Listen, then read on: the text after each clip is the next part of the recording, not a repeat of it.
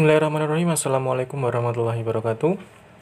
Di bab 1 di kelas 8, materinya adalah tentang pola barisan dan bilangan. Nah, bab ini berada di halaman 5 di LKS kalian. Dan di dalamnya itu ada KD atau kompetensi dasar. Jadi ini yang harus nanti kalian tuntas belajarnya. Ada KD 3.1 dan KD 4.1. Untuk KD 3.1 ini adalah untuk kompetensi pengetahuan, yaitu membuat generalisasi dari pola pada barisan bilangan dan barisan konfigurasi objek. Kemudian untuk KD 4.1 atau kompetensi dasar 4.1 itu adalah kompetensi keterampilan, yaitu menyelesaikan masalah yang berkaitan dengan pola pada barisan bilangan dan barisan konfigurasi objek. Nah, kemudian kita langsung masuk ke dalam materi dari bab ini, yaitu tentang pola barisan bilangan. Nah, untuk definisi dari pola barisan bilangan yaitu suatu urutan yang terdiri atas bilangan-bilangan yang disusun berdasarkan aturan-aturan dan pola tertentu. Nah, kemudian barisan bilangan mempunyai bentuk umum sebagai berikut. Jadi, bentuk umum dari barisan bilangan itu adalah seperti ini. U1, U2, U3 sampai UN. Ini artinya apa? Suku ke-1, suku ke-2, suku ke-3 sampai suku ke-N, atau bilangan ke-1, bilangan ke-2, bilangan ke-3 sampai bilangan yang ke-N. Kemudian saya berikan contoh di sini. Tuliskan aturan untuk pembentukan pola bilangan berikut. Kemudian tulis dua suku berikutnya. Ada 3 contoh di sini. Contoh yang pertama atau yang A, 6, 13, 20, 27, titik. Ini sama bentuknya seperti ini. Ini U1, suku ke-1, suku ke-2, suku ke-3, suku ke-4, dan suku ke-5 dan suku ke-6. Nah, suku ke-5 dan suku ke-6 ini kosong. Kita disuruh mencari berapa. Ini diisi berapa suku ke-5 dan suku ke-6. Dengan cara kita cari dulu aturannya. Bagaimana mencari aturannya? Kita perhatikan ini. Kita perhatikan barisan bilangannya. 6, 13, 20, dan 27. Kita coba di sini. 6 ke 13 ini polanya bagaimana? Oh, ini ditambah 7. Kemudian 13 ke 20 juga ditambah dengan 7. 20 ke 27 juga ditambah dengan 7. Oh, jadi ini polanya. Maka untuk yang ini, yang kosong ini, suku ke-5, maka ini 27 ditambah 7 berapa? 34. Di sini juga tambah 7. Di sini juga otomatis ditambah 7. Berarti 34 tambah 7, 41. Nah, kemudian aturannya mana? Inilah yang disebut dengan aturan polanya. Aturan pola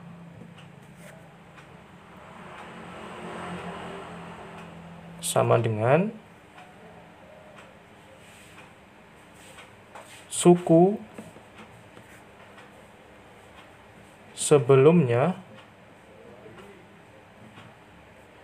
ditambah 7.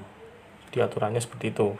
Untuk mencari suku ini, suku kedua atau bilangan 13, suku sebelumnya ditambah dengan 7. Untuk mencari yang 20, suku sebelumnya ditambah dengan 7. Ini suku ke-5, suku ke-6 sudah ketemu.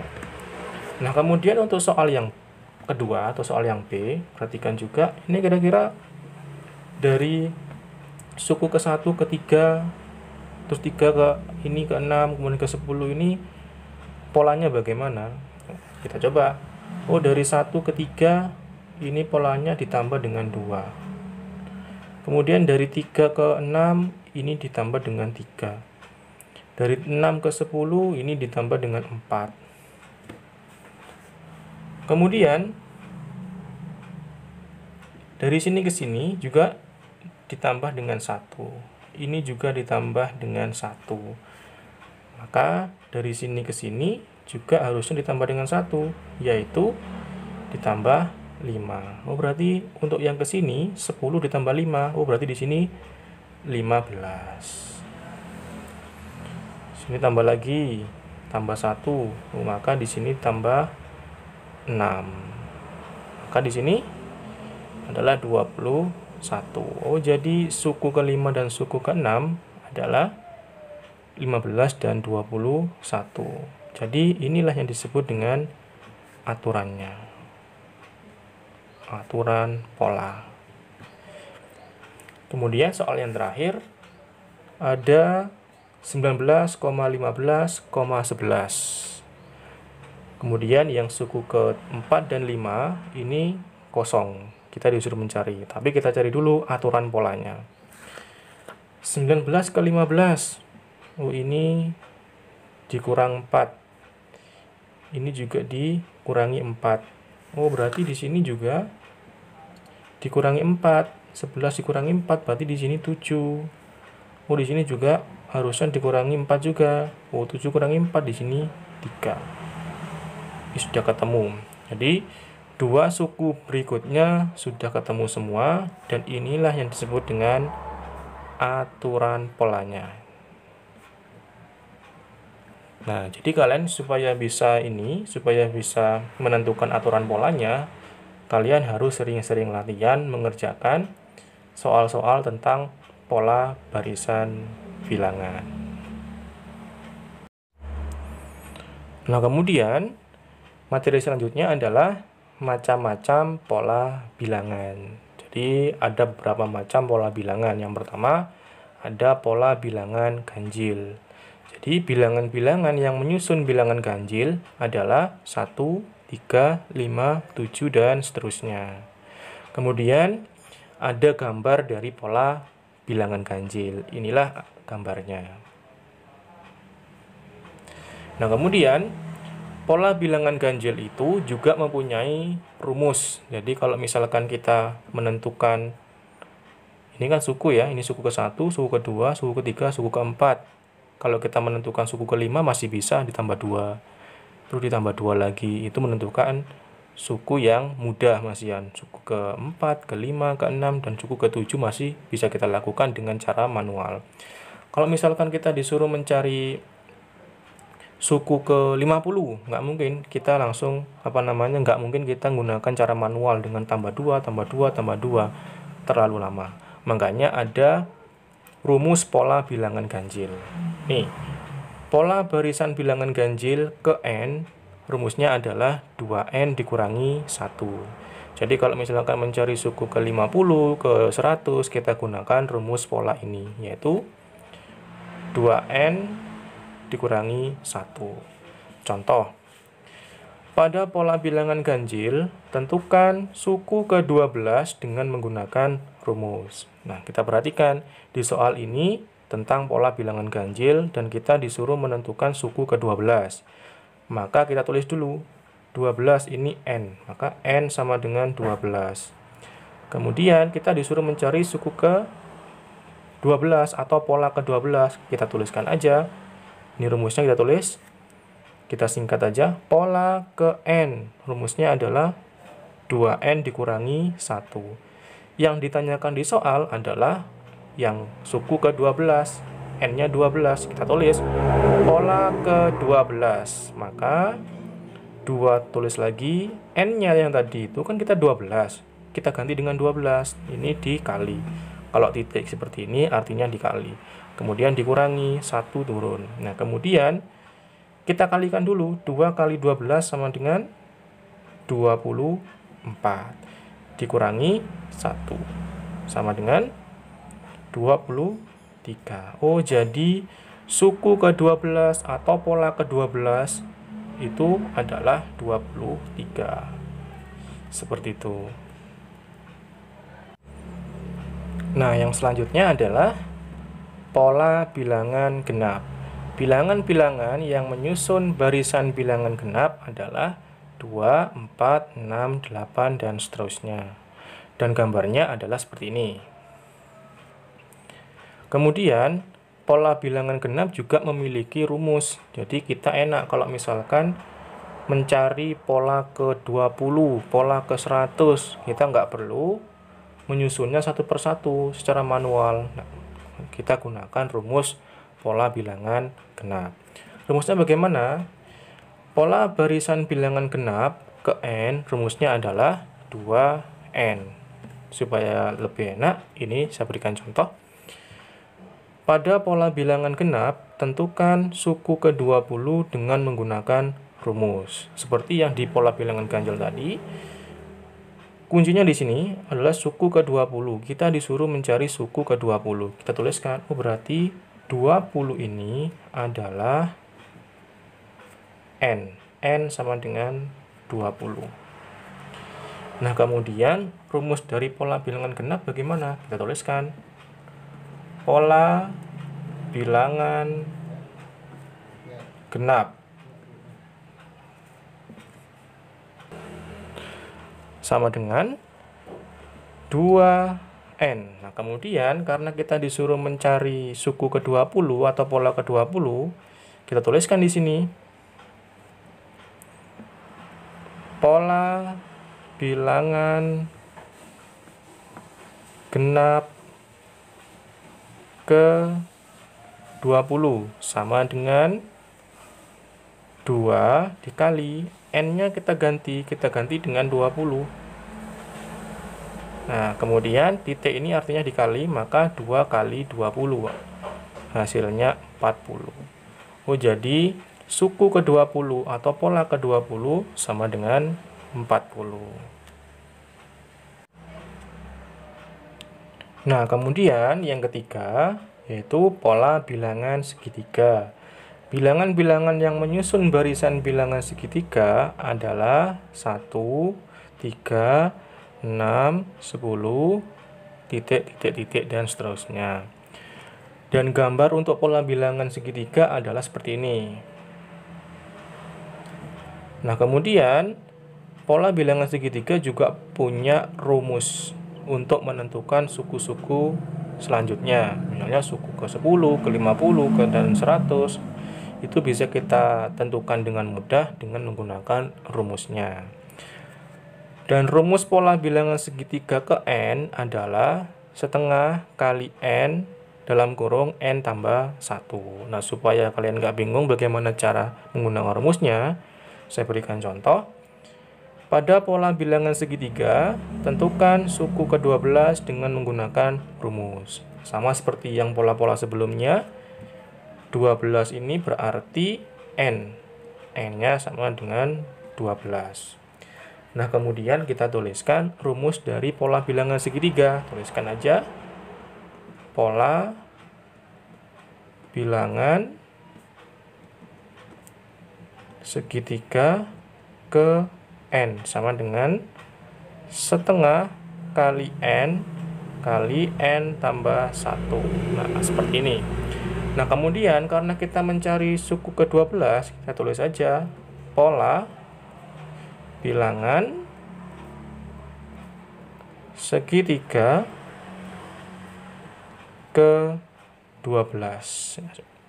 Nah, kemudian masing-masing n ini nanti kita ganti dengan 12. Kita tuliskan 1/2 dikali n ganti 12. 12. N ganti 12 ditambah 1. Nah, kemudian 12 kali setengah. 12 dan 2 kan bisa dibagi. Maka kita coret aja. 12 bagi 2, yang sini 6, yang bawah sisa 1. Kita tuliskan aja. 6 dikali, nah 12 tambah 1 sama dengan 13. Nah, kemudian 13 dikali 6, maka hasilnya 78. Oh, berarti pola ke-12 dari bilangan segitiga adalah 78. Nah, kemudian macam-macam yang keempat yaitu pola bilangan persegi. Nah, bilangan-bilangan yang menyusun barisan bilangan persegi adalah 1, 4, 9, 16, dan seterusnya. Dan gambarnya adalah seperti ini. Dan untuk rumusnya, pola bilangan persegi juga memiliki rumus. Jadi kita enak kalau misalkan menentukan suku keberapa pun, kita mudah untuk menentukan karena sudah ada rumusnya. Rumusnya adalah pola barisan bilangan persegi ke n sama dengan n pangkat 2. Nah, contohnya, pada pola bilangan persegi, tentukan suku ke n dengan menggunakan rumus. Nah, jadi, sama seperti di pola-pola yang sebelumnya, ini suku ke 10, berarti ini adalah n. N-nya berarti 10. Nah, kemudian karena kita mencari suku ke 10, kita tuliskan dulu rumusnya. Pola barisan bilangan persegi ke n sama dengan n pangkat 2. Nah, kemudian karena kita mencari suku ke 10, tulis saja pola bilangan persegi ke n sama dengan bukan ke n ya, ke 10. 10, maka n-nya ini kita ganti 10. 10 pangkat 2 sama dengan 10 pangkat 2 ini berapa? 10 pangkat 2 itu sama dengan 10 dikali 10, berarti 100. Selanjutnya adalah pola kelima, pola bilangan persegi panjang. Bilangan-bilangan yang menyusun barisan bilangan persegi panjang adalah 2, 6, 12, 20, dan seterusnya. Gambarnya adalah seperti ini. Kemudian rumusnya, pola bilangan persegi panjang juga memiliki rumus. Jadi kita mudah menentukan suku keberapapun itu mudah karena ada rumusnya. Dan rumusnya, pola bilangan barisan bilangan persegi panjang sama dengan n dalam kurung n tambah 1. Nah, ini supaya kalian paham, saya beri contoh. Pada pola bilangan persegi panjang, tentukan suku ke 10 dengan menggunakan rumus. Mencari suku ke 10 lagi, sama seperti yang pola keempat. Berarti 10 ini adalah n. N sama dengan 10. Kemudian kita tuliskan rumusnya, pola bilangan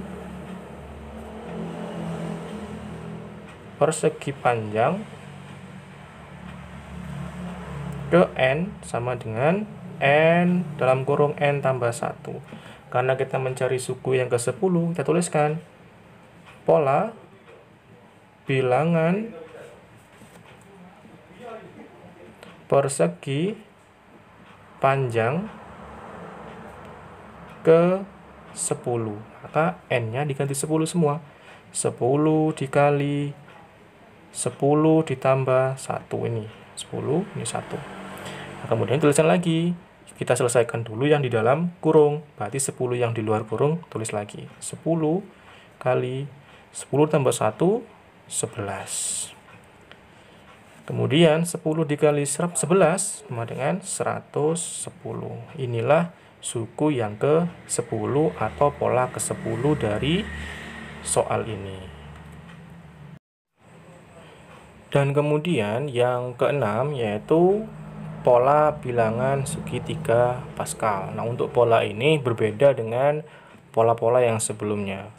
Jadi kita tuliskan dulu pola-pola yang ada pada segitiga Pascal. Caranya, kita tuliskan dulu yang paling atas itu 1. Nah, kemudian ini adalah baris ke-1. Baris ke-1. Kemudian untuk baris kedua, kita tuliskan kiri 1, kanan juga 1. Ini baris kedua.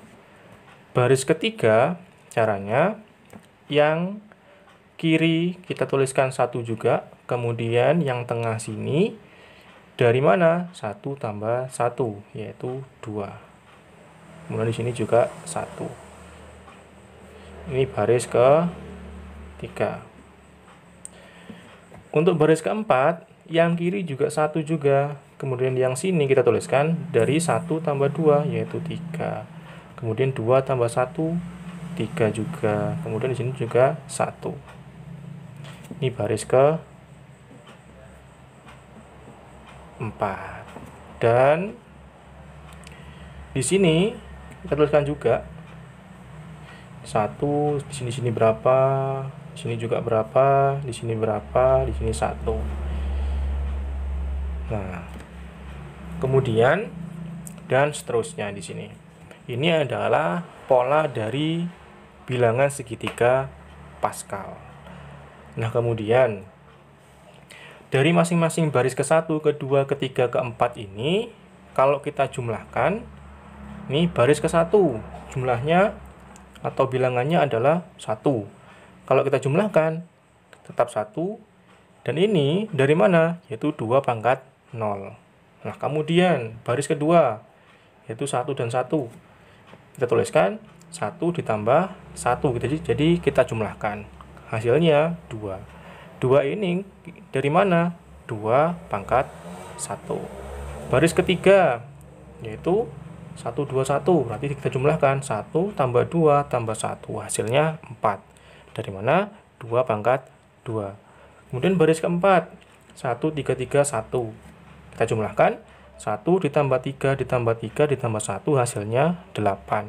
8 ini kalau kita bentuk menjadi pangkat, yaitu 2 pangkat 3. Jadi, untuk yang pola segitiga Pascal ini, bukan mencari pola keberapa, tapi mencari jumlah barisnya yang keberapa. Rumusnya bagaimana? Jumlah baris ke n dari bilangan segitiga Pascal, atau bisa kita simbolkan dengan Sn, sama dengan 2 pangkat n kurangi 1. Nah, supaya kalian nggak bingung bagaimana, saya berikan contoh di sini. Tentukan jumlah baris ke-5 dari pola barisan bilangan segitiga Pascal. 5, berarti n-nya 5. N-nya 5. Nah, kemudian rumusnya Sn sama dengan 2 pangkat n dikurangi 1. Karena mencari jumlah itu S ya, jumlah baris ke-5, maka tuliskan S 5. Kemudian 2 n-nya diganti 5. Kurangi 1. 2 tulis lagi. 5 kurangi 1 sama dengan 4. Nah, 2 pangkat 4 ini hasilnya berapa? 2 pangkat 4 ini sama dengan 2 dikali 2 dikali 2 dikali 2. Sebanyak 4 kali, karena pangkat 4. Hasilnya 2 kali 2, 4. 4 kali 2, 8. 8 kali 2, 16. Oh, jadi kalau misalkan di sini diisi, baris ke-5 ini jumlahnya adalah 16. Kemudian yang terakhir atau yang nomor 7, yaitu tentang pola barisan bilangan Fibonacci. Barisan Fibonacci adalah sebuah pola bilangan yang diperoleh dari penjumlahan dua bilangan sebelumnya di dalam barisan tersebut. Nah, di sini contohnya, ini suku ke-1 0, kedua 1, ketiga itu 1 juga, suku ke-4 2, suku ke-5 3, suku ke-6 5, suku ke-7 itu 8, dan seterusnya. Nah, kalau misalkan kita disuruh mencari, tentukan suku, ini tadi berapa nih? 1, 2, 3, 4, 5, 6, 7, sekarang ke-8. Suku ke-8 dari barisan di atas. Nah, makanya ini saya jelaskan. Nih, kalau misalkan untuk menentukan suku ketiga, misalnya nih, suku ketiga itu sama dengan, sesuai dengan definisinya, untuk menentukan suku ketiga, Maka ini sesuai dengan definisinya dapat dicari dengan menjumlahkan dua bilangan sebelumnya. Maka langkah pertama itu untuk menentukan suku ketiga yang mana?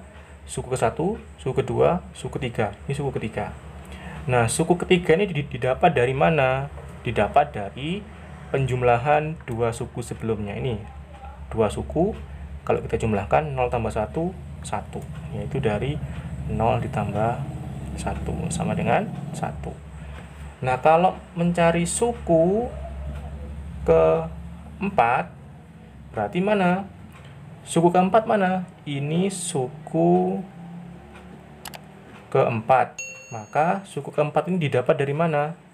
Ini dari dua suku sebelumnya. Ini suku ini dan suku ini kita jumlahkan. Hasilnya 2, yaitu 1 tambah 1 dengan 2. Nah, kalau suku ke-8, ini didapat dari mana? Ini 8 nih suku. Ya, ini suku ke-8 di sini. Di sini suku yang kita cari. Suku ke-8. Nah, suku ke-8 yang ini, nah ini didapat dari mana? Ya, didapat dari dua suku sebelumnya yang dijumlahkan. Dua suku sebelumnya yang mana? Yaitu 8 dan 5. Kita jumlahkan. 5 tambah 8 sama dengan 13. Oh, berarti ini 13.